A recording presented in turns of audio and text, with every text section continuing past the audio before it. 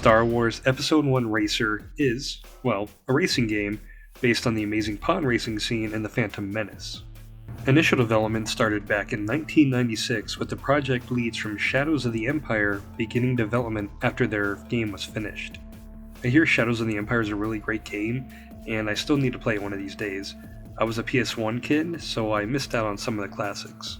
The game was developed in-house at LucasArts project lead John Knowles, so they wanted to make it feel like an eyeball-peeling racing game where you're going so fast, you're just nervous. The game was originally called Star Wars Pod Racer, but it was changed after LucasArts learned that another company had the trademark for games with the word pod in the title. Jake Lloyd, who played Anakin Skywalker in the movie, voiced the character in the game and even helped promote the game at E3 in 1999. The actor that voiced Sebulba also returned to voice his character. Star Wars Episode 1 Racer was released for PC, N64, Dreamcast, and Game Boy. There was a PlayStation version announced, but it never saw the light of day. The N64 version actually received a special edition, Star Wars bundle, that came with a copy of the game and just a standard gray N64 console. The N64 version is what I played at my friend's house back in the day. I thought this game was so cool. For years I wish I could play it on the PlayStation, but the pod racing game I had growing up was Racer Revenge on the PS2. The game's reception was a mix of mixed reviews and positive, and over the time it has a reputation of being one of the best Star Wars games of this era, and is looked back very fondly by fans, even getting a recent re-release on modern consoles. The game features all the racers from the movie and the Boonta Eve Classic track.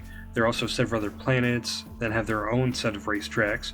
It offers a good amount of variety in environments, and I like that these seem like real tracks that would exist in the universe.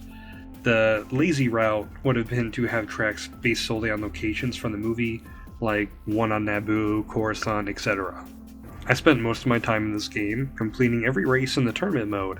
Unfortunately, this mode is ridiculously easy, and I spent almost every single race in first by a mile.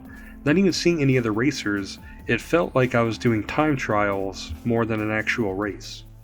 And there are a couple of tracks in this game that you need to take a very specific route or you just won't win. You'll be in 5th place out of nowhere, not seeing a single person pass you because you took the wrong path than the one that you need to take. But to be fair, it does make those races more intense because if you miss a specific route, you have to restart, so there's a lot of pressure on you to make sure you're taking the right path. To get more of a challenge, go to the free play mode and set the AI speed to fast. That will make the races much closer and more intense. The racing is really fast and intense, and most importantly, it's actually fun. Each track has different routes and shortcuts, and there is something about this era of graphics that I really enjoy. The design and atmosphere of some of these is really great. Before races, you can visit Watto's shop and junkyard to buy and upgrade your pod racer, and you can also buy pit droids to help repair your racer when it gets damaged, and I really loved seeing these early 3D models of R2-D2 and Qui-Gon. With the recent re-release of the game, it's available on every major platform, and I think the game is a ton of fun, and it's still probably the best Star Wars racing game. Although admittedly, I haven't played Bombad Racing in a really long time. Maybe that's the best. I don't know. Anyway, Star Wars Episode 1 Racer is definitely still worth playing today.